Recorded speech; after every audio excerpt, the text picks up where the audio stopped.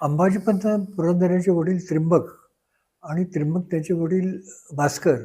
भास्कर पंत हे 1660 साली शिवाजी महाराजांच्याकडं विशाळगडचे ते किल्लेदार होते. म्हणजे आम्ही पहिल्यांदा शिवाजी महाराजांचे सरदार होतो. तर अंबाजीपंत पुरंदरे जेव्हा सुपं सोडून सासवडला आले त्यावेळेला त्यांच्याकडं सासवडचं कुलकर्णी वतन आणि जोशी वतन अशी 2 वतनं होती. त्यामुळे ते शेतसारा वगैरे सगळ्या शेतकऱ्यांच्याकडे वसूल करायचे आणि शेतसाऱ्यातला 14 हिस्सा स्वतःकडे ठेवून 3/4 हिस्सा सरकारी खजिन्यात ते भरायचे. तर त्यामुळे ते चांगले श्रीमंत होते.